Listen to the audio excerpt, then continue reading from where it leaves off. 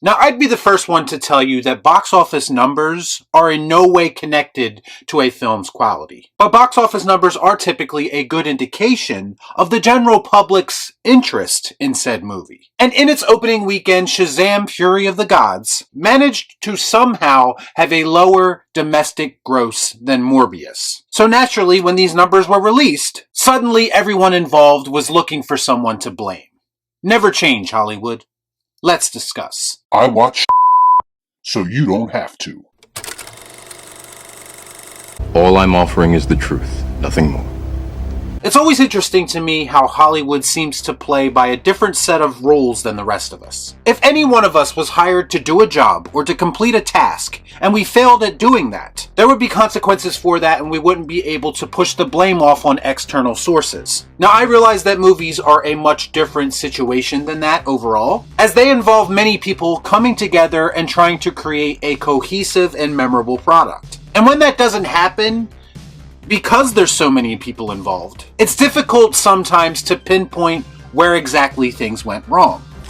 I'm having trouble. Issues could have happened during the production process, or at the studio level, or even from a marketing standpoint. Bottom line, there are many factors that go into whether or not a movie fails or succeeds. And to be clear, I have great respect for the amount of time and effort that a lot of people put into movies behind the scenes. What I don't have respect for, however, is people involved with the movie looking for someone to blame when it fails, or rabid fan bases making ridiculous excuses as to why their obsession isn't connecting with the general public. And it seems like both of those things are happening as it pertains to Shazam! Fury of the Gods. Oh, there's a big surprise! I've seen people on social media blaming James Gunn for Shazam's failure, claiming that him announcing his new DCU slate so early on basically undermined the impact of this movie, because now from a shared universe perspective, everything in this movie means nothing. Not only is this reinforcing my opinion that shared universes are a burden on creativity, but it also further showcases the dysfunctional nature of WB in general. Because this is one studio that is kind of known for getting in its own way, and starting new plans prematurely before they see the old plans out. It's a bold strategy, Cotton. Let's see if it pays off for him. However, in James Gunn's defense, and I can't believe I'm saying that, the first Shazam movie had a decent cult following upon its release. So logic would say that a sequel would garner similar attention from the public, unless that new film did something to make people disinterested. But leading up to Shazam 2's release,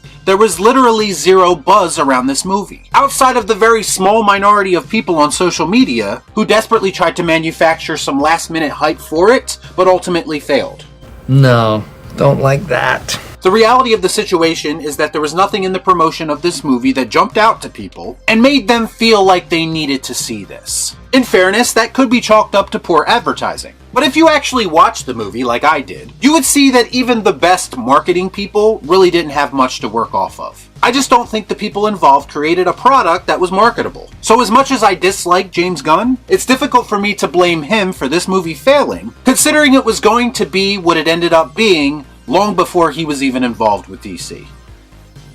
That's right, it stinks! The next boogeyman I see people trying to blame is, of course, Zack Snyder, and his very vocal fan base. The same Zack Snyder who really hasn't been involved with DC for some time now, outside of that brief moment in history when he was allowed to finish a movie that he started 4 years prior. But I still hear people saying that Zack Snyder damaged the brand so much that he deserves at least some of the blame for Shazam flopping. I don't get it.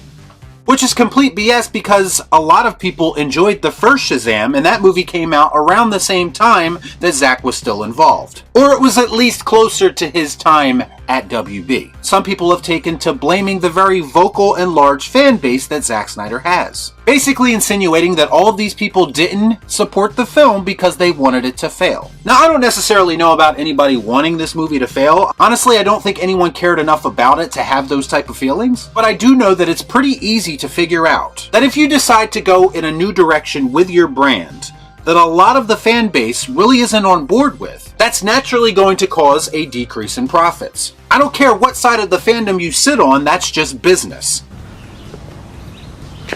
That makes sense. It doesn't help that the star of Shazam, Zachary Levi, appears to be sending out not so subliminal shots at this particular fan base. saying, quote, "There's a whole contingent of comic book fans that it's really unfortunate that think they don't like me because I don't agree with them on other comic book movies." You know who I'm talking about. Yes, you're talking about half of your possible fan base, Zachary. Even if you had disagreements with these people, wouldn't it have made more sense from a business perspective to just not talk about this at all? Because you know it's going to result in backlash and ultimately hurt the bottom line of the movie you're trying to sell everyone? But in typical Hollywood fashion, it's just easier to blame those pesky fans. Stop me if you've heard this before. Why do these things always happen to me?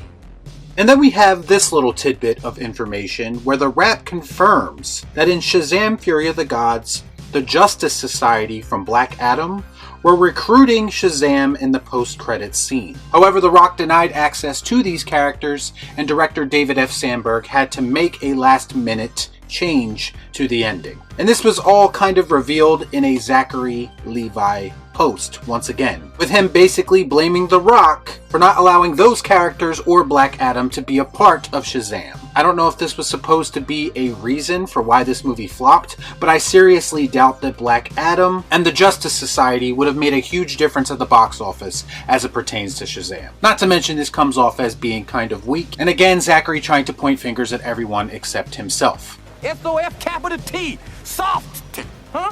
And then we have the excuse of poor reviews. In fact, two people involved with this movie alluded to this. Director David F. Sandberg said, "On Rotten Tomatoes, I just got my lowest critic score and my highest audience score on the same film. Shrugs, I wasn't expecting a repeat of the first movie critically, but I was still a little surprised because I think it's a good film. Oh well." He also said recently that he got paid in advance, so it really doesn't matter how much the movie makes. Sounds like he was really invested in this story. It's like people only do things because they get paid. And that's just really sad.